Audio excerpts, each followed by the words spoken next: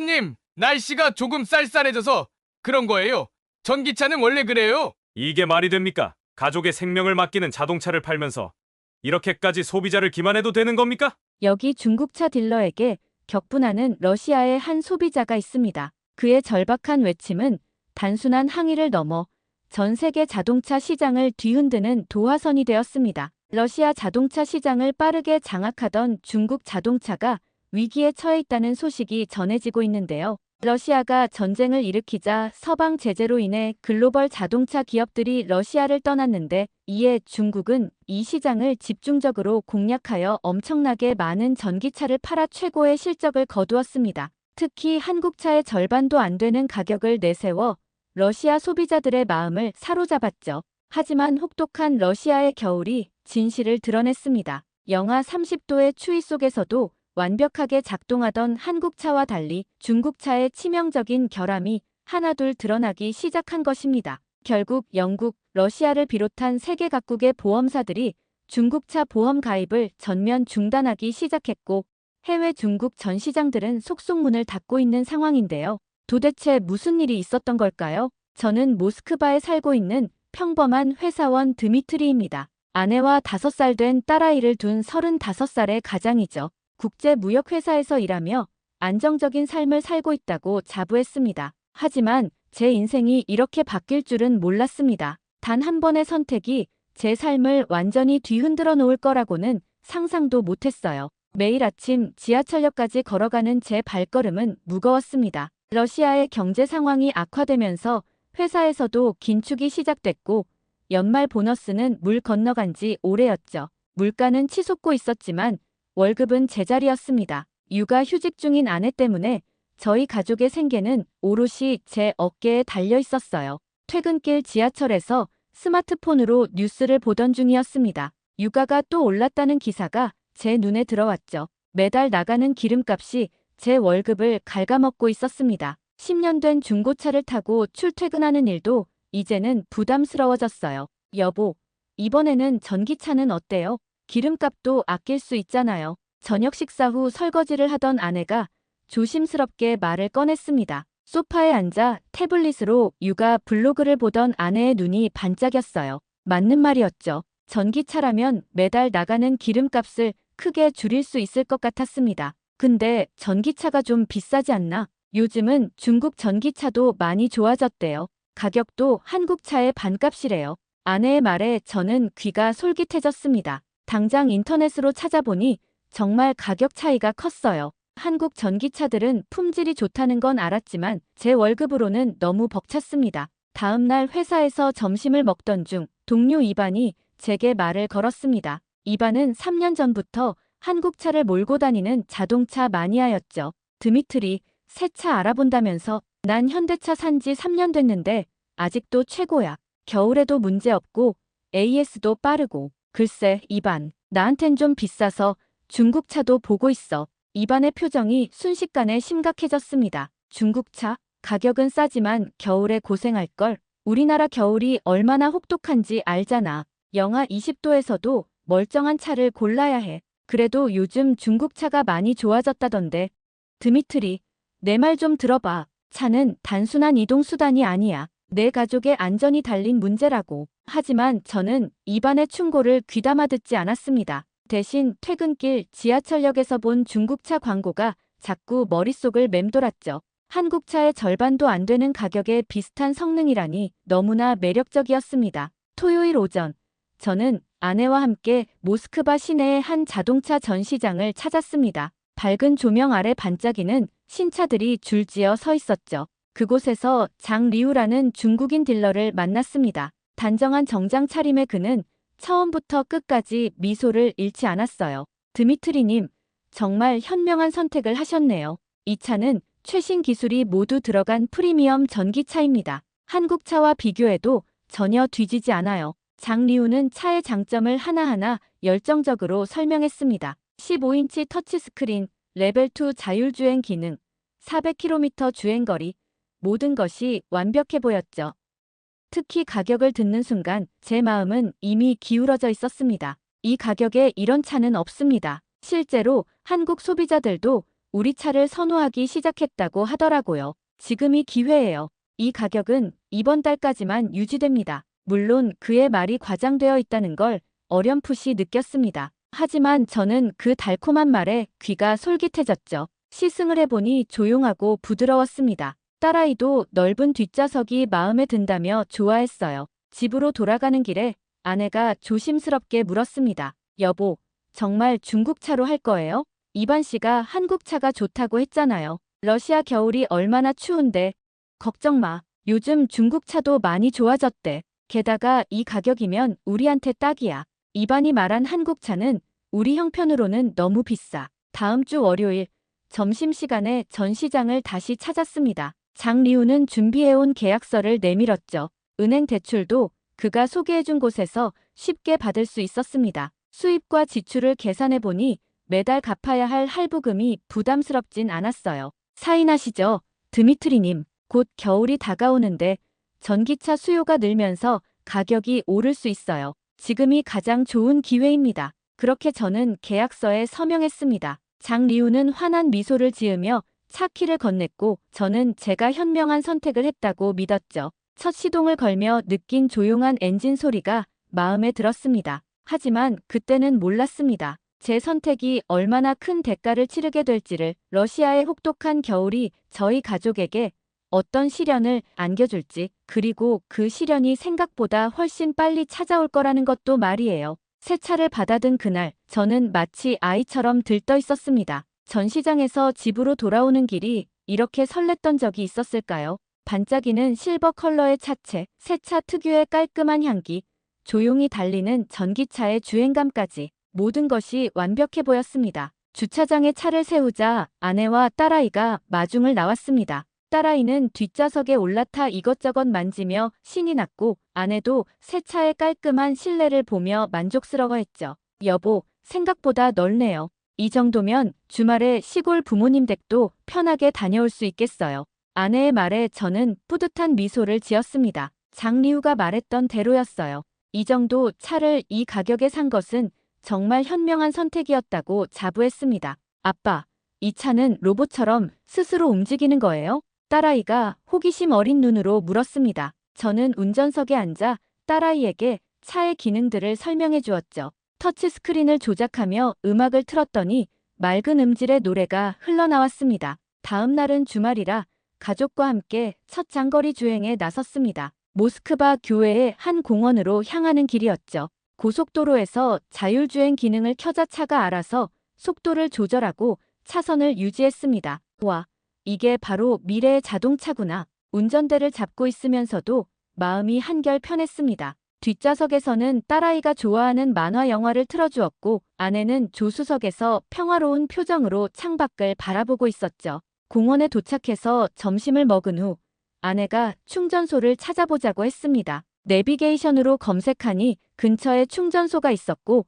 30분 만에 배터리를 80%까지 채울 수 있었죠. 생각보다 간단했습니다. 이거 완전 편한데요? 기름 넣으러 가는 것보다 훨씬 좋네요. 아내의 말에 저는 더욱 뿌듯해졌습니다. 장리우의 설명대로 충전도 기대 이상으로 편리했어요. 일주일 정도는 정말 행복한 나날이었습니다. 출퇴근길이 더 이상 스트레스가 아니었어요. 매연 냄새도 없고 기름값 걱정도 없었죠. 동료들의 반응도 좋았습니다. 드미트리, 새 차 정말 멋지네. 이게 중국 차라고. 디자인이 꽤 세련됐는데. 회사 주차장에서 동료들이 관심을 보일 때마다 가슴이 뿌듯했습니다. 특히 차의 실내 디자인과 조용한 주행감에 대해 칭찬이 이어졌어요. 이반만 여전히 걱정스러운 눈빛이었지만 저는 그의 우려를 무시했죠. 드미트리, 겨울이 다가오는데 전기차 배터리는 괜찮을까? 이반, 너무 걱정하지 마. 요즘 기술이 얼마나 좋아졌다고. 하지만 둘째 주부터 뭔가 이상한 점들이 하나둘 눈에 들어오기 시작했습니다.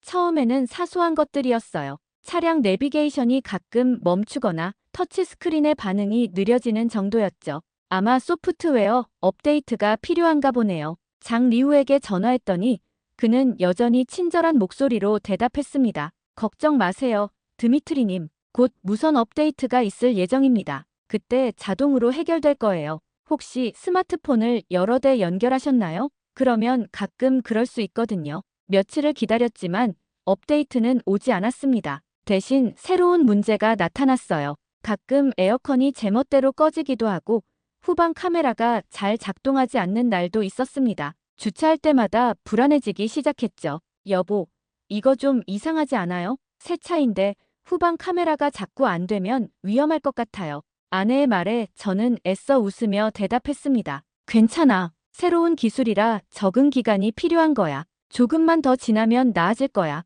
다른 건 다 잘 되잖아. 하지만 제 마음 한구석에서는 불안감이 자라기 시작했습니다. 출근길에 이반을 만났을 때 그의 현대차가 유난히 안정적으로 보였어요. 주차할 때도 한 번에 시동이 걸리고 에어컨도 항상 완벽하게 작동했죠. 드미트리, 차는 괜찮아. 얼굴이 좋지 않아 보이네. 아, 그냥 좀 피곤해서 그래. 차는 멀쩡해. 이반의 걱정 어린 눈빛을 애써 외면했지만 마음이 편치 않았습니다. 셋째 주에는 더 큰 문제가 생겼습니다. 충전 속도가 점점 느려지기 시작한 거예요. 처음에는 30분이면 충분하던 충전이 어느새 1시간 이상 걸리기 시작했습니다. 출근 시간에 맞추려면 더 일찍 일어나야 했죠. 드미트리님, 날씨가 조금 쌀쌀해져서 그런 것 같네요. 전기차는 기온에 민감하거든요. 충전할 때 실내 온도를 조금 더 높여보시는 건 어떨까요? 장 리우의 설명이 그럴듯해 보였지만 뭔가 석연치 않았습니다.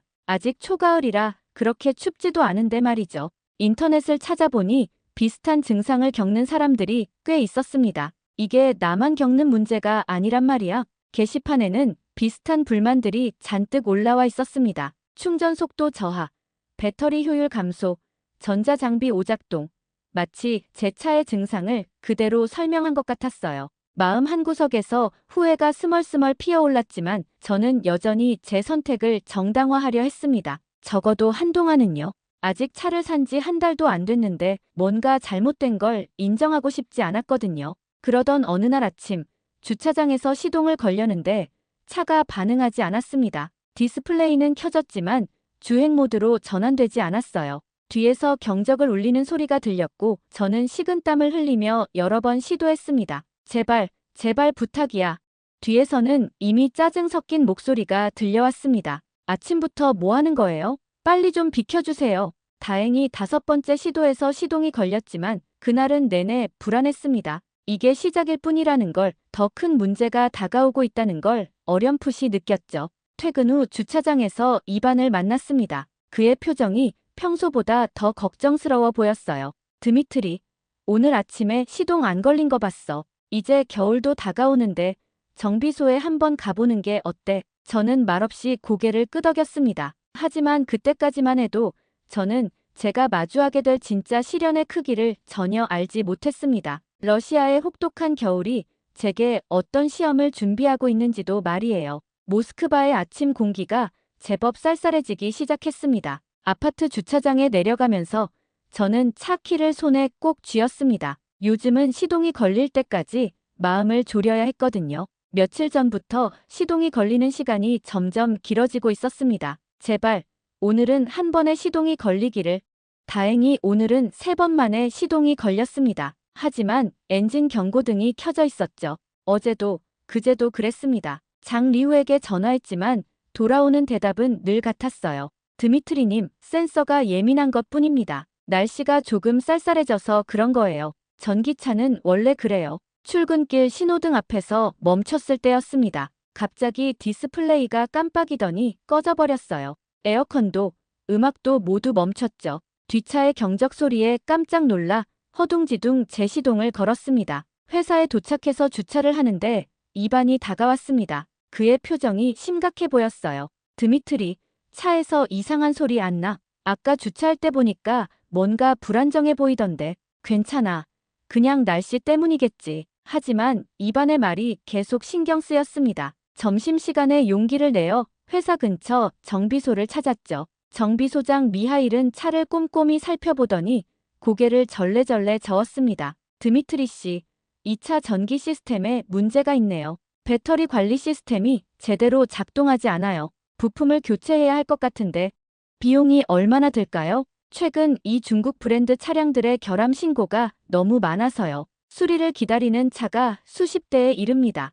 부품도 딜러사에 계속 요청하고 있지만 수요를 감당하지 못해서 최소 2주는 걸릴 것 같네요. 미하일의 말에 가슴이 철렁 내려앉았습니다. 차를 산 지 2달도 안 됐는데 이런 큰 수리가 필요하다니요. 더구나 부품을 구하는 데만 2주라니. 혹시 다른 방법은 없을까요? 임시 방편으로 전자제어 장치를 리셋하는 방법은 있습니다. 하지만 근본적인 해결책은 아니에요. 게다가 곧 겨울이 다가오는데 미하일은 잠시 망설이더니 조심스럽게 말을 이었습니다. 솔직히 말씀드리면 러시아 겨울에 이 차는 위험할 수 있습니다. 영하 20도가 되면 배터리 성능이 절반 이하로 떨어질 수 있어요.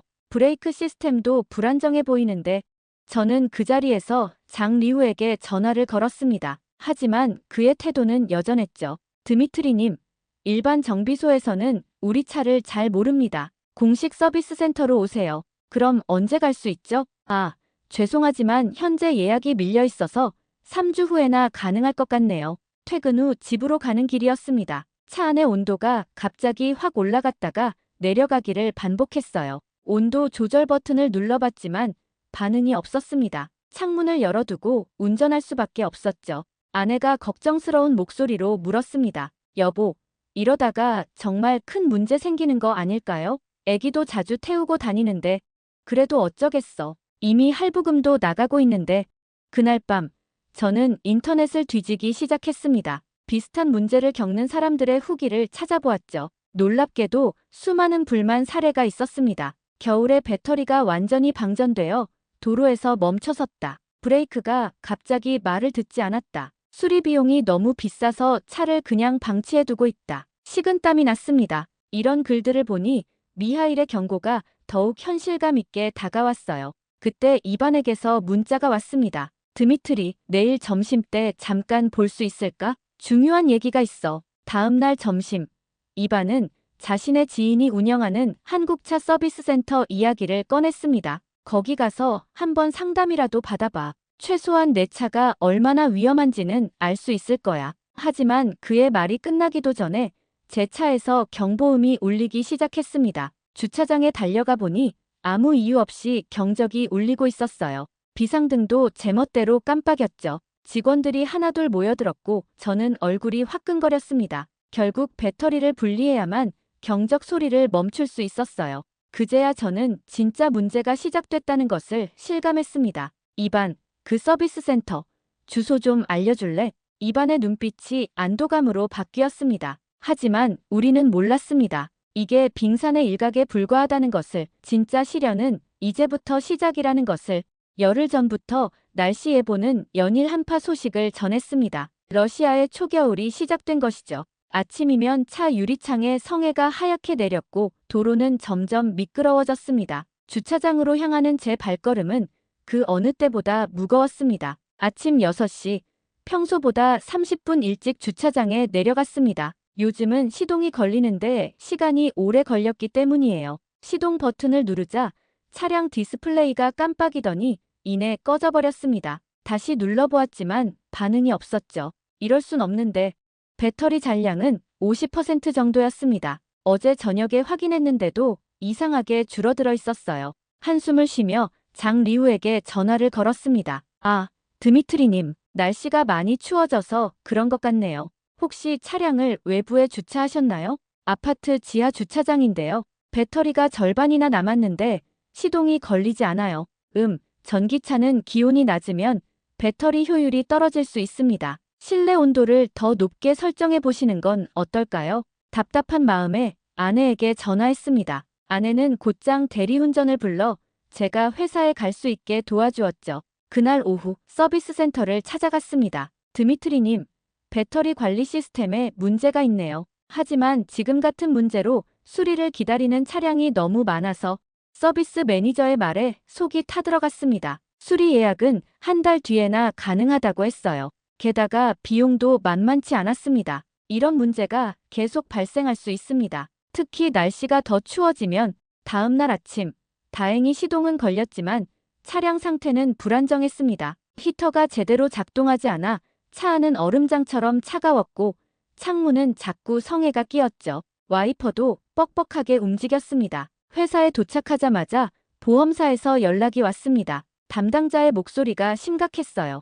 드미트리님, 죄송하지만 다음 달부터 보험료가 인상될 예정입니다. 최근 이 차종의 사고율이 크게 증가해서 얼마나 오르는 거죠? 현재의 2배 정도입니다. 솔직히 말씀드리면 이 차종은 곧 보험 가입 제한 대상이 될 수도 있습니다. 퇴근길에 이반을 만났습니다. 그의 한국차는 추운 날씨에도 아무 문제 없이 잘 달리고 있었죠. 드미트리, 어제 뉴스 봤어? 영국에서 이 중국 브랜드 전기차 보험 가입을 전면 거부하기로 했대. 안전성 문제 때문이래. 집에 돌아와 뉴스를 찾아보니 정말이었습니다. 영국뿐만 아니라 유럽 여러 나라에서 중국 전기차의 안전성 문제가 제기되고 있었어요. 특히 추운 날씨에서 배터리 화재와 시스템 오류가 빈번하게 발생한다는 보고였습니다. 그날 밤 아내와 심각한 대화를 나눴습니다. 여보, 차를 바꿔야 할 것 같아요. 애기도 타야 하는데 이대로는 너무 위험해요. 알아. 하지만 할부금이 남아있는데 어떡해. 그때 갑자기 주차장에서 경보음이 울렸습니다. 창밖을 내다보니 제 차의 비상등이 깜빡이고 있었어요. 아무도 건드리지 않았는데 말이죠. 서둘러 내려가 보니 온갖 경고등이 켜져 있었습니다. 다음 날 아침 출근길에 완전히 멈춰 섰습니다. 교차로 한가운데에서였죠. 뒤에서는 경적 소리가 요란하게 울렸고 저는 식은땀을 흘리며 비상등을 켰습니다. 도로 위에서 견인차를 기다리는 동안 제 옆으로 수많은 차들이 지나갔습니다. 그 중에는 이반이 타는 것과 같은 한국차도 있었죠. 그들은 영하의 날씨에도 아무 문제 없이 달렸습니다. 그때 문득 장 리우의 말이 떠올랐습니다. 한국 소비자들도 우리 차를 선호하기 시작했다고 하더라고요. 이제야 알았습니다. 그것이 거짓말이었다는 것을. 한국 사람들은 이미 알고 있었던 거예요. 가격이 싸다고 무조건 좋은 선택이 아니라는 것을. 자동차는 단순한 이동수단이 아니라 내 가족의 안전과 직결된다는 사실을. 견인차를 기다리며 저는 결심했습니다. 이제는 바꿔야 한다고. 더 이상 이런 불안한 마음으로 살 수는 없었으니까요. 하지만 그때까지만 해도 저는 몰랐습니다. 제가 마주하게 될 가장 큰 위험이 아직 남아있다는 것을. 그날은 평소보다 더 춥다고 했습니다. 기상예보는 영하 20도까지 기온이 떨어질 것이라 예측했죠. 아침부터 매서운 눈보라가 몰아쳤고 도로는 하얗게 변해 있었습니다. 딸아이가 갑자기 열이 나서 소아과에 데려가야 했어요. 여보, 택시를 부르는 게 어떨까요? 아내의 제안에 저는 고개를 저었습니다. 눈이 많이 오는 날은 택시를 잡기가 하늘의 별 따기였으니까요. 그리고 솔직히 말하면 아직도 제 선택이 틀리지 않았다는 걸 증명하고 싶었는지도 모릅니다. 걱정 마. 천천히 조심해서 운전할게. 주차장에서 시동을 걸자 배터리 잔량이 30%였습니다. 어제 충전했는데도 이상하게 줄어들어 있었죠. 하지만 병원이 그리 멀지 않았기에 갔다 올 수 있을 거라 생각했습니다. 차에 오르자 딸아이가 떨면서 말했습니다. 아빠, 추워요. 히터를 틀었지만 차가운 바람만 나왔습니다. 아내가 뒷좌석에서 딸아이를 꼭 안아주었죠. 저는 천천히, 최대한 조심스럽게 운전했습니다. 눈이 쌓인 도로는 마치 얼음판 같았어요. 큰 길에 진입했을 때였습니다. 갑자기 계기판이 깜빡이더니 모든 디스플레이가 꺼져버렸어요. 브레이크를 밟아도 차는 미끄러지듯 앞으로 밀려갔습니다. 앞차와의 거리가 점점 좁아졌어요. 여보, 아내의 비명소리가 들렸습니다. 저는 필사적으로 브레이크를 밟았지만 차는 전혀 속도를 줄이지 않았어요. 핸들마저 뻣뻣하게 굳어버렸습니다. 앞차와의 거리가 이제 몇 미터 남지 않았을 때였습니다. 그때였습니다. 옆 차선에서 달리던 차가 재빠르게 비상등을 켜며 제 차량과 앞차 사이로 끼어들었습니다. 그리고 천천히 속도를 줄이며 제 차를 자연스럽게 감속시켜 주었죠. 가까스로 차가 멈췄을 때 온몸은 땀으로 젖어 있었습니다. 뒷좌석에서는 딸아이가 울음을 터뜨렸고 아내는 창백한 얼굴로 딸아이를 안고 있었죠. 도움을 준 차량의 운전자가 내렸습니다. 놀랍게도 이반이었어요. 드미트리, 괜찮아. 출근길에 너희 차를 보고 뒤따라오고 있었어. 뭔가 불안해 보여서. 이반은 재빨리 상황을 파악했습니다. 그의 따뜻한 차 안에서 아내와 딸아이가 진정할 수 있게 해주었죠. 전기 시스템이 완전히 다운된 것 같아. 이런 날씨에 이 차를 더 타는 건 정말 위험해. 이반의 말이 가슴에 콕 박혔습니다. 저의 고집으로 가족을 위험에 빠뜨릴 뻔했다는 생각에 눈물이 났습니다. 이반, 정말 고마워. 내가 없었다면 다행히 내가 있어서 정말 다행이야. 내 차는 이런 날씨에도 브레이크와 조향 장치가 완벽하게 작동하거든. 한국 차니까. 이반은 우리 가족을 병원까지 태워다 주었습니다. 그의 차 안은 따뜻했고 안정적이었죠. 브레이크를 밟으면 즉각 반응했고 눈길에서도 안정적으로 주행했습니다. 병원에 도착해서 딸아이의 진료를 마친 후 저는 장리우에게 전화를 걸었습니다. 하지만 돌아온 대답은 이전과 다르지 않았어요. 아, 정말 안타깝네요. 하지만 이건 아마도 운전자의 실수. 더 이상 그의 말을 들을 수 없었습니다. 전화를 끊고 아내를 바라보았어요. 아내의 눈에는 아직도 공포의 기색이 남아 있었습니다. 여보, 미안해요. 내가 잘못했어. 이제라도 알았으니 다행이에요. 우리 가족의 안전이 가장 중요하잖아요. 그날 저녁, 집으로 돌아오는 길에 이반의 차를 자세히 살펴보았습니다. 깔끔한 실내, 직관적인 디스플레이, 흔들림 없는 주행감, 모든 것이 제가 그동안 바라던 모습이었죠. 이반, 내일 시간 될까? 한국차 대리점에 같이 가주면 좋겠는데 차를 바꾸기로 결심하는 데는 더 이상의 망설임이 필요하지 않았습니다. 오늘 같은 아찔한 순간이 다시는 오지 않게 하기 위해서라도 이제는 제대로 된 선택을 해야 했으니까요. 하지만 그보다 더 큰 깨달음이 있었습니다. 자동차는 단순한 이동수단이 아니라는 것. 그것은 우리 가족의 생명을 지키는 마지막 보루라는 사실을 값싼 차를 선택한 대가로 가족의 안전을 위협할 뻔했다는 후회가 가슴을 무겁게 눌렀습니다. 아침 일찍 전시장으로 향했습니다. 이번에는 혼자가 아닌 이반과 함께였죠. 장리우는 제가 들어서는 모습을 보고도 평소처럼 환한 미소를 지었습니다. 마치 어제의 일이 없었다는 듯이 말이에요. 드미트리님, 오늘은 어떤 일로 오셨나요? 장리우 씨, 어제 제 차가 도로에서 완전히 멈춰섰습니다. 브레이크가 작동하지 않았고 가족들이 큰 위험에 처할 뻔했어요. 장리우의 얼굴에서 미소가 살짝 흔들렸습니다. 하지만 그는 이내 태연한 목소리로 대답했습니다. 아, 정말 유감이네요. 하지만 그건 아마도 운전자의 부주의나 도로 환경 때문일 수도. 제 딸아이가 타고 있었습니다. 제 목소리가 떨렸습니다. 어제의 공포가 다시 떠올랐기 때문이었죠. 이건 단순한 차량 결함이 아닙니다. 제 가족의 생명과 직결된 문제라고요. 차를 바꾸고 싶습니다. 장리우의 표정이 굳어졌습니다. 그는 잠시 침묵하더니 조심스럽게 말을 이었습니다. 물론 소비자의 선택은 자유지만 지금 계약을 해지하시면 위약금이 상당할 텐데요. 게다가 중고차 시장에서 이 모델의 가치가 얼마나 손해를 보게 되는지 정확히 말씀해 주시죠. 장리우가 계산기를 두드렸습니다. 남은 할부금의 위약금까지 더하면 제가 감당해야 할 금액은 차를 살 때보다 더 많아졌습니다. 게다가 중고차 시장에서 이 차의 가치는 이미 반 토막이 났다고 했죠. 이건 말도 안 됩니다. 차를 산 지 석 달도 안 됐는데 죄송하지만 이건 시장 원리입니다. 최근 이 모델에 대한 수요가 급감했거든요. 옆에서 듣고 있던 이반이 한 발 앞으로 나섰습니다. 수요가 급감한 이유는 알고 계시죠? 러시아 전역에서 이 차의 결함 신고가 쏟아지고 있다는 것도요. 장리우의 얼굴이 창백해졌습니다. 그가 말을 이으려 했지만 저는 더 이상 듣고 싶지 않았습니다. 장리우 씨, 처음에 이 차를 팔 때의 말씀들, 한국 소비자들도 선호한다는 그 말이 거짓이었다는 걸 이제는 알아요. 전시장을 나와 이반의 차에 탔습니다. 잠시 침묵이 흘렀죠. 드미트리, 내가 아는 좋은 중고차 매장이 있어. 거기 가보지 않을래? 다음 날, 이반은 자신이 자주 가는 중고차 매장으로 저를 데려갔습니다. 그곳에는 다양한 연식의 한국 차들이 전시되어 있었죠. 여기 있는 차들은 모두 실제 러시아 도로에서 검증된 것들이야. 특히 이 모델들은 우리나라 겨울을 수년간 버텨낸 차들이지. 매장 관리자는 제게 흥미로운 정보를 하나 더 알려주었습니다. 러시아에서 한국 차들은 사고율이 매우 낮은 편입니다.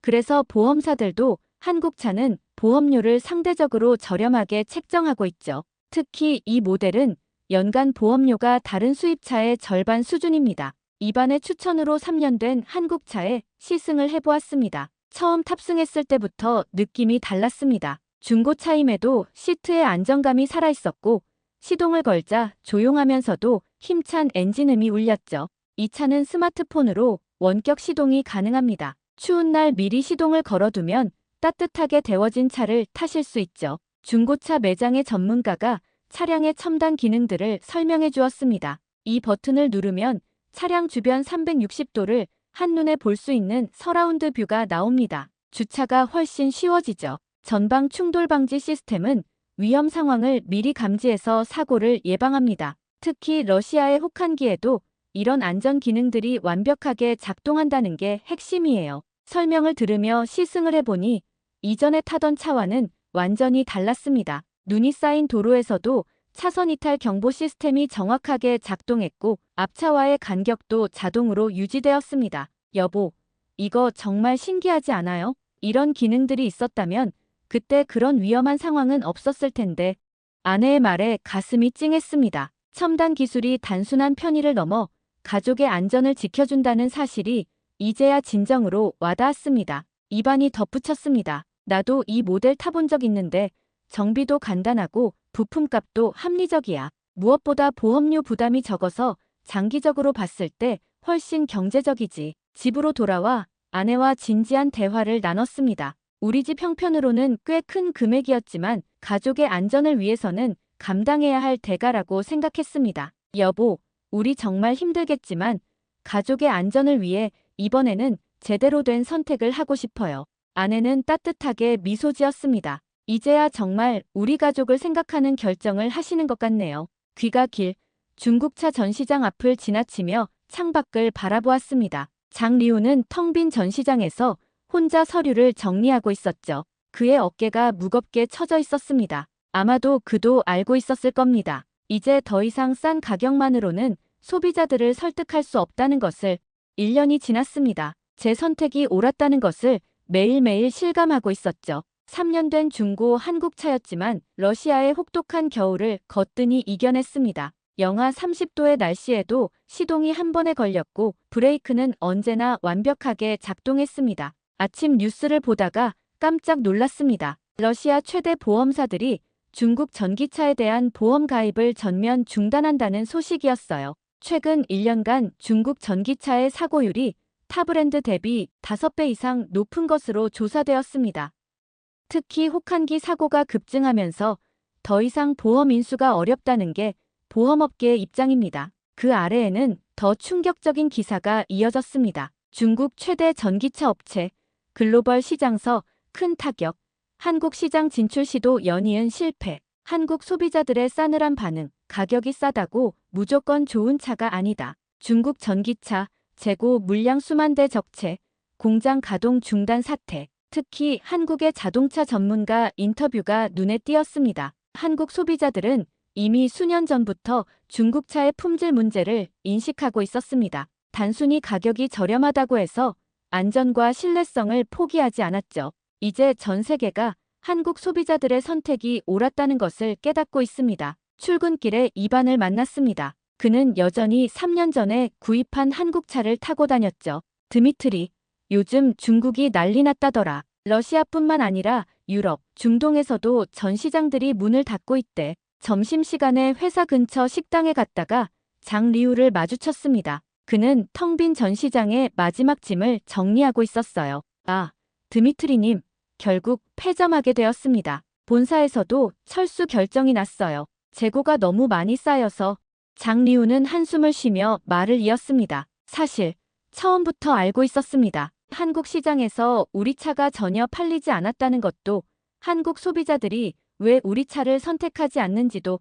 하지만 그걸 무시하고 다른 나라에서 싼 가격만을 내세워 판매하려 했죠. 그날 저녁 더 놀라운 뉴스가 나왔습니다. 중국 전기차 업체들 주가 폭락, 글로벌 시장 신뢰도 하락, 세계 각국 보험사들 중국 전기차 보험 가입 제한 동참, 러시아 소비자단체 중국차 집단 소송 준비, 전국 피해자 모집 중. 연이어 나오는 기사 중에는 한국 자동차 업계의 반응도 있었습니다. 한국차 품질 우선 정책 통했다. 글로벌 시장서 신뢰도 1위. 한국 소비자들의 까다로운 기준이 세계 자동차 시장의 표준이 되다. 창밖에는 눈이 내리고 있었습니다. 작년 이맘때 저는 브레이크가 고장난 차를 타고 이 눈길을 달렸었죠. 하지만 이제는 다릅니다. 내일도 저는 안전하게 출근할 수 있을 거예요. 딸아이가 학교에서 쓴 글을 보여주었습니다. 작년 겨울 우리 아빠가 한국 차로 바꾼 뒤로 더 이상 차가 고장나지 않아요.